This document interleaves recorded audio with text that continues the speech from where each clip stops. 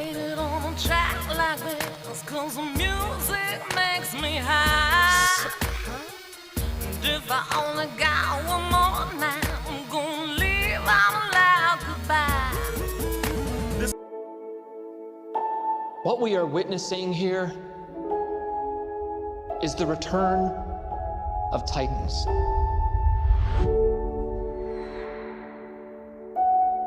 How many of these things are there?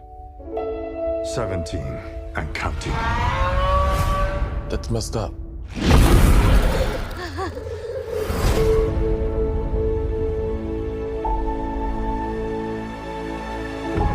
Mothra, Rodan, Ghidorah. Oh my. They're moving like a pack. They're hunting. They all respond directly to an alpha. We stop this Ghidorah. We stop them all. Is there another creature that might stand a chance against him?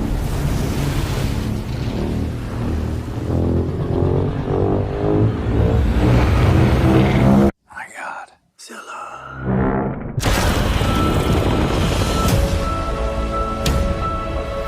Our planet will perish,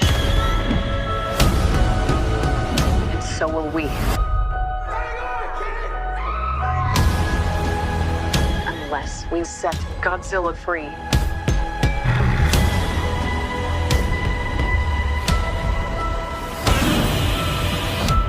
Oh, yeah, sure. Let's bring him in for a beer. No, this time we join the fight. Run.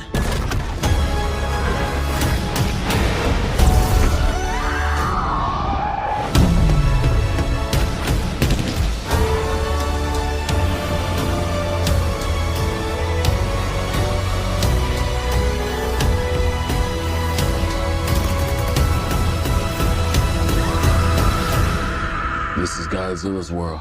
We just live in it. Damn right.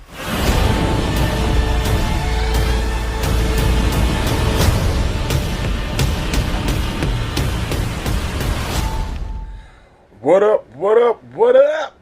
It's your boy, Mr. Vine. Mr. Vine's channel, Sweatbox. We back, we live, we active here on the channel. Yes, indeed. And we here to talk about a movie that I just saw. Godzilla, King of the Monsters. Spoiler review. Right here. Let's get into it. This movie... Now, mind you, this is the first movie that I've seen after Avengers Endgame. No. I also saw Detective Pikachu, which I'll be reviewing too. But man, I was a huge fan of the Gareth Edwards 2014 Godzilla. I thought that movie was awesome, and I was super excited for this. I was a fan of Skull Island too. And I didn't realize how many Skull Island references and callbacks we were going to get in Godzilla King of the Monsters. So, quick synopsis of the movie. This picks up basically in real time 5 years after the events of the first Godzilla. And we get a flashback of the titular characters of this Vera family with...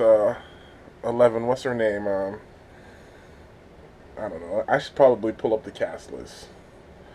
But her, Vera Farmiga, 11 from Stranger Things, whose name I'll remember in a second, and the dad, who was played by a guy. I'm terrible. I should have had this already, but of course I didn't, because that would be too much like a professional, and I'm not professional. I'm just a fan of movies who tries to act professional and come on here and talk about them. Let's see. Let's pull this up.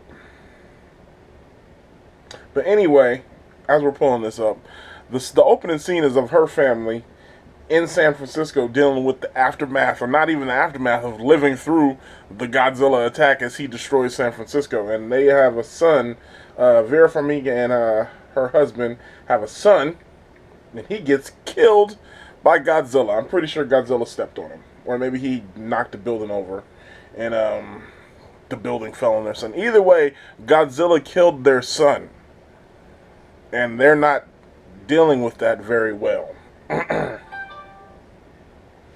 All right, so here we pull up the cast. Kyle Chandler is who I'm talking about, who played the father of, who played the husband of, divorced husband of Vera Farmiga. Dr. Emma Ross was her name, and his name was Mark Russell. Dr. Emma, I said Emma Ross. Dr. Emma Russell and Mark Russell. And their daughter was played by, really, they don't have her in the cast. And her name is on the tip of my mind right now. Oh, there it is. Yeah, Millie Bobby Brown. Thank you. Millie Bobby Brown played the daughter, Madison Russell.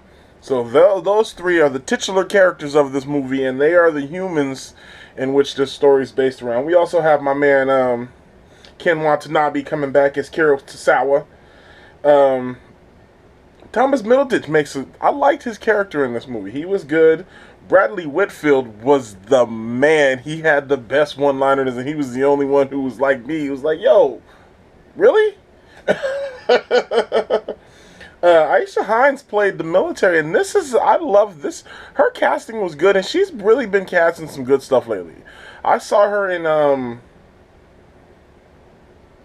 was it Shots Fired? I'm not sure, but I've been seeing her in some very different roles. I really like her as an actress, and I'm gonna be keeping an eye on her.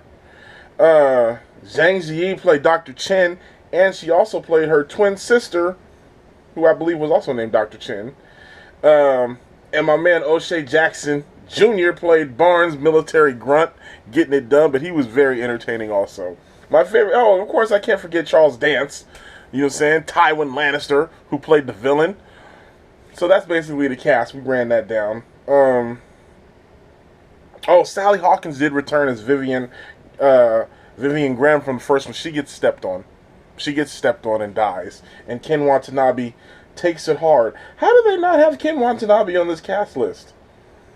That's gotta be an oversight. That's disrespectful.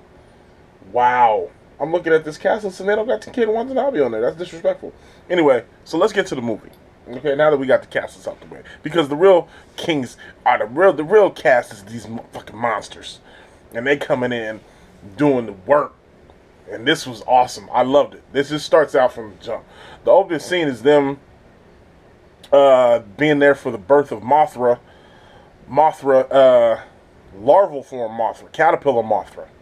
You know what I'm saying? So we get to that later. So then the plot of the movie is we come to find out Vera Farmiga is working with Charles Dance's character, I don't remember his name, working with him to awaken all the kaijus in the world. All the Titans is what they're called. All the Titans, so they can destroy the Earth, so it can be rebuilt because humans are the cancer and we're destroying it, yada, yada, yada, whatever. Godzilla fights these monsters. He actually only fights one. The main one is King Godzilla, man, I forgot the name. I just had it. But anyway, we get Rodan, we get Mothra, and King, I'm just doing terrible at this review. Because I just had the name of this motherfucking monster in my head, and I can't remember it now. I'm just terrible. But anyway, we'll get to that. So she unleashes all the monsters, right? I know everybody's going to be reviewing this. Nigga, you can't remember the name of any of these motherfuckers? Yeah, I know. So whatever. We doing it. We working through this. Because the movie was so crazy. Okay? They're so... She's working with him to release the monsters to save humanity, whatever. Basic plot. The monster fights is what we came for. And they are epic. They are epic. When they wake up, what's his name, in Antarctica?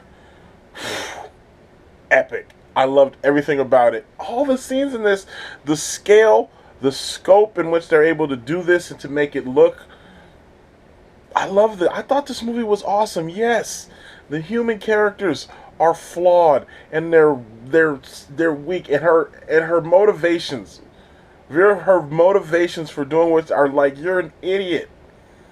And Millie Bobby Brown she does a great job with the material she's written, but some of her choices are like, you're an idiot too. All of the human characters, with the exception of Bradley and O'Shea Jackson, they all make terrible decisions. And that's fine. I'm fine with that. It's a movie. They're going to make terrible decisions. Are there really good decisions when you're living in a world of Titans that are stepping on cities? The world building in this I did like, though. I like all the references to Skull Island. I like how they're moving things forward. I like how they show you the aftermath of what happens to the cities when these Titans come through and destroy them. Las Vegas, after the Muto in that movie destroyed Las Vegas, Las Vegas has grown plentiful because of the radiation that the Mutos emit. Same thing with San Francisco. Destroyed, but it's grown fresh and fertile with crazy plant life because of the Muto and Godzilla attack. So that was interesting. I like that. That was really cool to see. The scenes that really stick out to me, like I said, the first scene when Godzilla and they call him Monster Zero. I'm gonna go ahead and look it up because it's King I keep wanting to say King Godzilla, but that's not.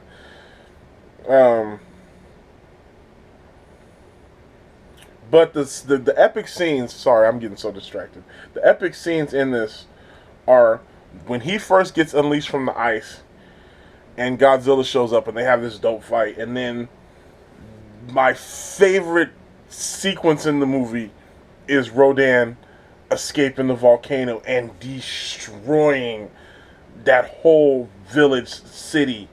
It was so awesome. It was so awesome.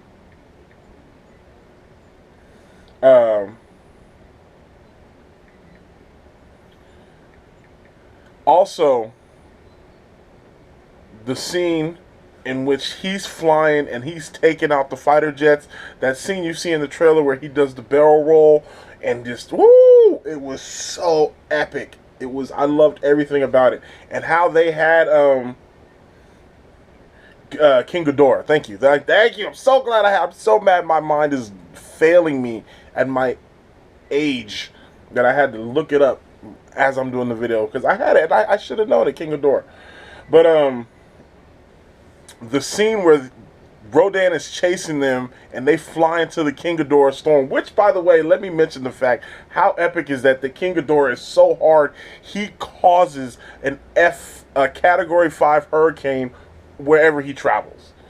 Man, it was just, this movie's visuals. The visuals are, let's be clear, you can complain about the story, whatever, fine. The story might not have been what it was up to.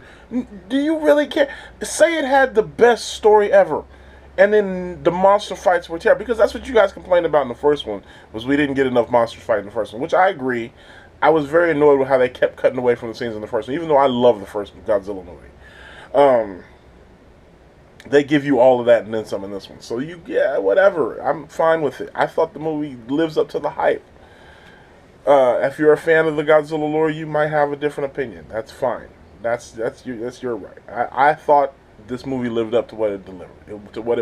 It delivered what it told me it was going to do, and it lived up to that. And I'm fine with that. And I like the world building. I'm looking forward to what's coming next. The scene when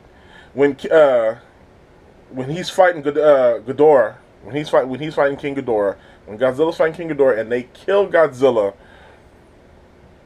I was just like, oh my goodness. They go to the center of the earth, blow up a nuke to regenerate him, and he comes back nuclear Godzilla, radioactive Godzilla. He was literally red, and he's just radiant. It was just, man, this is a really good movie. Mothra dies, of course, because that's what Mothra does. Mothra died, but he was hard. They had a good Mothra Rodan fight. I love how we got some other Mutos, and we got some other Titans, and we didn't really get too much explanation on Titans. They definitely spoke about Kong. They mentioned Kong and Skull Island like 4 or 5 times, and in the closing credits, before the after credit scene, the closing credits was basically all about Kong and the Titans. Now there's a lot of Easter eggs in this. I can't wait to see it again, especially when it comes out on DVD, so I can really pick it apart. But yeah, man, it lived up to it for me. The scene when Mothra is fighting Rodan, and Mothra is protecting Godzilla from what's his name, from King Ghidorah. They're fighting. First of all, let's be clear. Godzilla rips off one of Ghidorah's heads in the first fight, and then he grows another one. I thought it was epic. It was so epic. So, yeah. This movie, when it comes to the monster fights, it doesn't shortchange you on that, like the first one did. If you feel like it should have given more character development, and I don't know how you're going to feel about that, but they're so epic. And the scale of it, first of all, shouts out to them for absolutely leveling the city of Boston, because I'm not a fan of the city of Boston. So I enjoyed that. Kudos for crushing Boston. But, yeah, man, this movie was just very impressive. I know my review's all over the place, and that's fine. I'll take the criticism. But I hope you enjoyed it nonetheless, because it is still informative. I'm still giving you the points, the high points of what I thought were the movie. The Rodan scene coming out of the volcano is the high point of the movie for me. I'm not saying the movie goes downhill after that, but that was my favorite scene. The scene when Godzilla comes and he's got the whole military on his back, and that was an epic scene too. And then the final death of King Ghidorah was dope, and how all the monsters bowed to Godzilla as the alpha apex predator.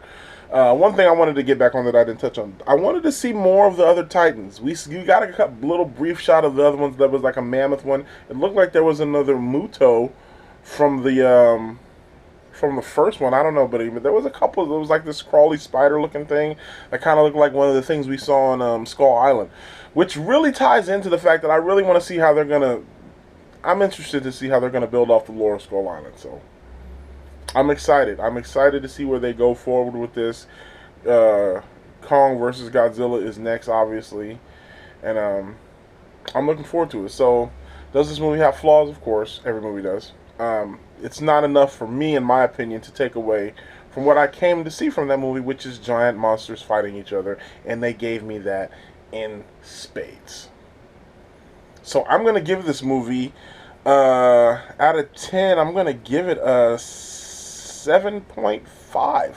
A 7.5 out of 10. So, just because monster fights alone, yeah, it's not perfect, some of the dialogue's cheesy, but I don't care. I gave me great monster fights. 7.5 out of 10 for Godzilla. King of the Monsters. Go check it out if you're a fan of destruction and giant monsters kicking the shit out of each other. It's your boy, Mr. Vaughn. Until next time, make sure you keep it locked right here on the channel. Make sure you like, share, and subscribe. Click the notifications. And until next time, you know how we do. Peace. 100, y'all. Yeah. Sweatbox. You know how we do. We so futuristic on this one.